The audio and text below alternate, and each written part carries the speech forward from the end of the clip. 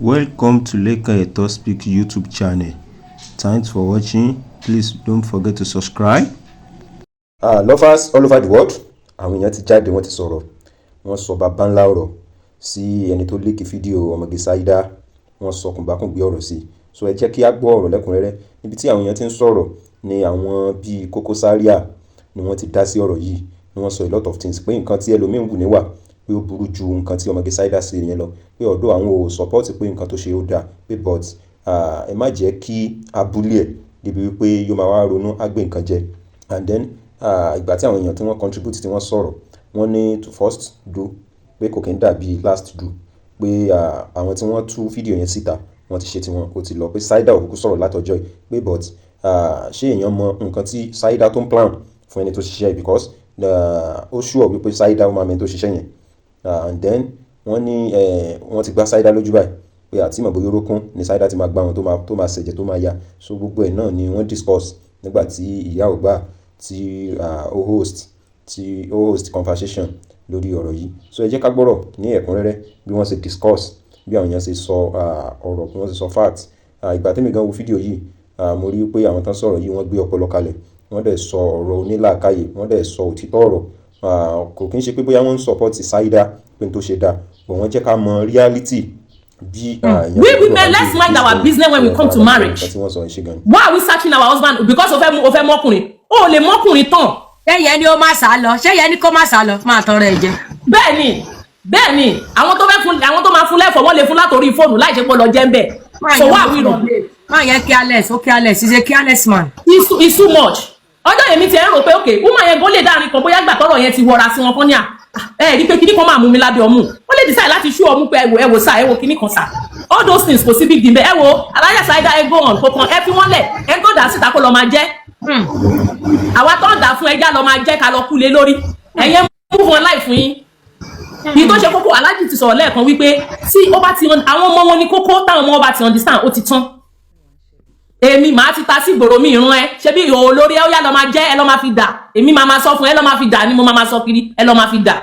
Wọ́n ní láti fẹ́ràn ara wọn fúnra wọn kọ́ máa wo nǹkan táwọn ọmọ Nàìjíríà ń sọ because wọ́n máa yẹ káwọn Nàìjíríà pa wọn o àwọn onídàkudà wọ́n máa ń pààyàn ni o àwa ara lé wa àjọmọ́ra wa dúdú gbogbo wa wọ́n bá lọ ń jẹ́ kéèyàn kan máa fún wọn nírònú ẹlòmíì kò níṣẹ́ ẹlòmíì ó wá tráfì wọ́n tiẹ̀ kó rí Facebook yẹn bí olóṣì báyìí kí ló kàn yín sẹ́yìn lẹ lára ni sẹ́yìn lẹ labẹ́ ni ṣé bá Alájà Saida ló labẹ́ òun ló lára ẹ̀dẹ̀ fara ẹ̀ lẹ́ ẹ̀dẹ̀ má kú lórí ara lára ṣé fẹ́ kó lọ kú ni ṣé kó lọ gbógun jẹ ni ṣé kó lọ gbógun jẹ ni pátápátá ọjọ́ kan ọjọ́ méjì ó ti tó ó ti fi ó dé ẹ jẹ́ kó move on for 2-3 days ó yẹ kó move on. Bẹ́ẹ̀ni. Is this said yes 2-3 days move on with your life go outside if you need vacation go and do it. Ọlọ́run á gbà fún gbogbo wa ẹ jẹ́ ká wà kẹ́ẹ̀fù ẹ pé. Ẹ ṣe gan Zanzi. Ọgbà ní sẹ́ ṣẹ́ wa. Everybody ṣẹ́ wa pa. Yes ma. Ẹ bá wa encourage shy. Yeah, ṣe rí ọ̀rọ̀ yìí máa sọ mi dẹ̀ máa tún sọ. Ìyàwó lé everybody ló wà nulẹ̀ lómi dẹ̀ rí náà single parents ní wà ń tà. Bẹ́ẹ̀ni. Ó yẹ pé ìmí ọkọ ẹkú ló ṣe di single. Ìmí ọkọ ẹ̀gbọ́n ló mọ̀ bóyá ló ṣe nǹkan kan ló ṣe di single. Ìmí dẹ̀ ìranù ló gbé bọ́tà ló fi di single. Ṣé àwọn oríṣiríṣi ni. Bẹ́ẹ̀ni. Bọ́n jẹ́ ká máa understand pé sẹ́ àwọn ọkọ wa ìlú lọ ń toast àwọn obìnrin kọ́ ló lọ bá wọn. Tọ́pọ̀ ẹ bá rest tọ́pọ̀ ẹ bá because àwọn iṣẹ́ ló tó táwọn obìnrin bá gbà pé ọkùnrin ó lè ṣe anything anytime tó bá wọn kókè mo fẹ́ yàwó mo fẹ́ ṣe báyìí kò sí nǹkan tó lè ṣe sí kò sí nǹkan tó lè ṣe sí bókè máa wò lẹ́mìí yín pé bóyá èèyàn kan ó sẹ́yìn dìgbà tó fẹ́ dà síta ó fẹ́ ṣàwò ó yẹyẹ níyẹn nìkan yẹyẹ ó gbóbìnrin ní atárá ẹ̀gbọ́n pàápàá ok ní ìgbà ọjọ́ ká wọ́ from this angle Omoge Saida adákẹ́sìn kò tún tọ́lẹ̀ débi tó máa róhùn ẹ̀ mu adákẹ́ má fọwọ́n àmọ́tẹ́ni tó ń ṣe o ok nísìnyí o ti ṣe nǹkan yẹn síta ń sin everybody ti rí ẹni tó ní nǹkan tí wọ́n bí tí nǹkan ti wá ok ẹni báyìí ló ṣe nǹkan yìí ok òun fẹ́ sọ̀rọ̀ ọlọ́pàá àwọn kan máa ní lọ jókòó lọ fẹ̀yìntì tó kọ̀ fẹ́ bú dán yẹn wò tó kọ̀ fẹ́ wò pé ó fẹ́ káyé ó fẹ́ kó mọ̀ pé inú ayé láyé wà àwọn máa jẹ́ káwọn ọmọ ẹ mọ̀ àwọn ọmọ tó jókòó jẹ́jẹ́ wọn èyí tí ò jalè rí abẹ́rẹ́ sí ní jalè èyí tí ò tọ̀lé abẹ́rẹ́ sí ní tọ̀lé èyí tí nǹkan ò ṣàbẹ̀rẹ̀ sí ní wárápá wa máa dún kiri ok ó ti ṣe é sìn ó rò pé ó ti ok ẹ rò pé nǹkan tó ṣe fún Omoge Saida yìí ẹ tó ṣe ṣe rò ẹ mọ̀ pé Omoge Saida ti di èkú fọ́gò báyìí tó dúró tìkanra bó ṣe wá yẹn Omoge Saida ti di ẹni tó jẹ́ pé ṣé òun ti ṣẹ̀sìn wọ́n gbogbo àtàwọn ọmọ ẹ̀ máa ṣẹlẹ́yà ṣé mọ̀ because inú ayé yìí láyé yìí wà yọ̀ ọ̀gbà àwọn ẹni yìí ọmọ náà tó fẹ́ dúró tó gbólúgbèjà tó máa sọ pé wọn kì í ṣe wọn àwọn ajá kó mọ̀ pé wọn kì í ṣerú ẹ̀. bẹ́ẹ̀ni. ṣebí tó bá di ọ̀rọ̀ ọlọ́pàá ló máa di pé wọ́n ti gbé lọ́kọ̀t ọ ní 5 years ó máa jáde náà àmọ́ tó yẹ kó ní gbàgbé wọ́n máa kọlà fún kò ní gbàgbé láyé ẹ̀ tó máa fi kú wọ́n á ṣe fún. táwọn ọmọ ẹ̀ nígbàgbé táwọn ọmọ ẹ̀ pé tó bá ń dé gbogbo owó tó rò pé òun nìyẹn ó máa ta property fi gbọ́ wàhálà lórí àwọn ọmọ ẹ̀ tí ò dẹ̀ tún ní yanjú.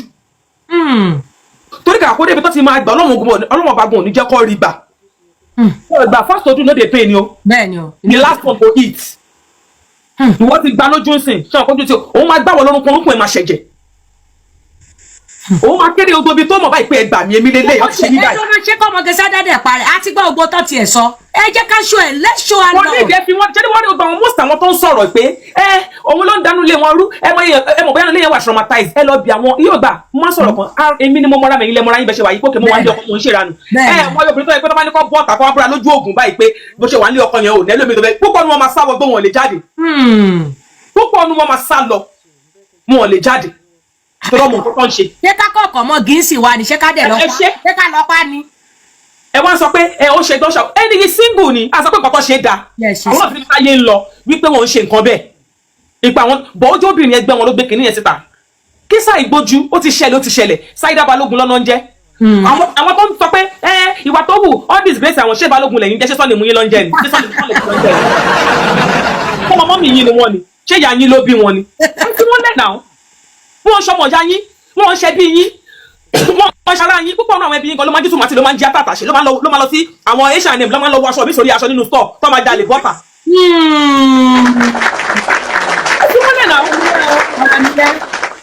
púpọ̀ ọdún yẹn lè máa gbọ́mọ bà fọ́ṣun ẹ̀rẹ̀ máa kàn wọ́n má gbélébù.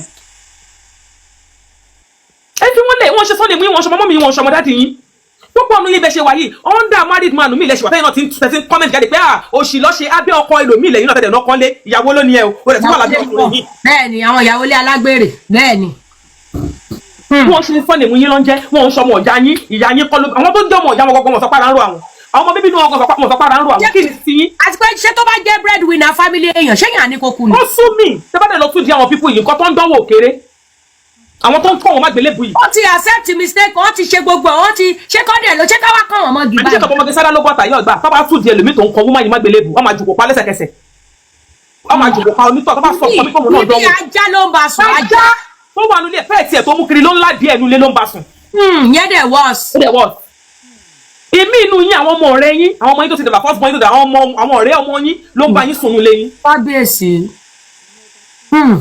ẹ fi wọn lẹ́nà ẹ fi Omoge Saida lè jẹ́ kó live life wọn single ni wọn sí lábẹ́ ọkùnrin kankan ẹni yẹn ṣọ́ lè fi wọ́n ṣàná ṣé ẹni tó da ìwò yẹn síta yẹn ṣọ́ lè fi ṣe àná ẹ rò pé ẹni tó ṣe nǹkan yẹn táwọn àwọn ẹlòmíì tó fẹ́ tóun náà fẹ́ lọ fẹ́ wọn bì kan tó bá mọ̀ pé òun ló ṣerú nǹkan Omoge Saida káwọn èèyàn náà máa súnmọ́ àwọn náà wọn ní súnmọ́ àwọn náà wọn ní súnmọ́ àwọn ọmọ wọn náà kí sáà ìgbójú kọ́ move on pẹ̀lú life wọn move on àmọ́ kọ́ jẹ́wọ́ ọmọ Ìjẹ̀bú fún ẹni yẹn kọ́ má fi ṣe ọlọ́pàá kọ́ jẹ́wọ́ kọ́ mọ àgbà làwọn fúnitán.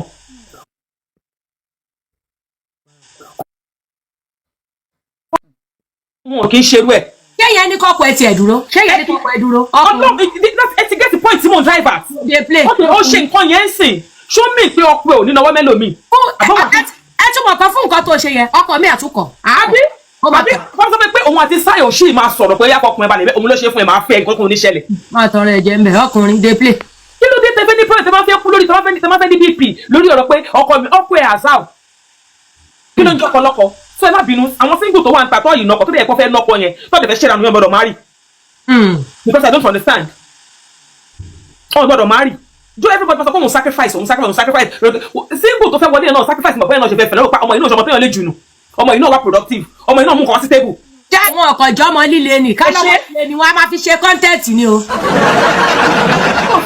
ẹ jẹ́ kí ẹni yẹn mọ̀ àwọn obìnrin ló ń sọ̀rọ̀ ẹni pé most àwọn ọkùnrin kò support nǹkan táwọn ènìyàn ṣe.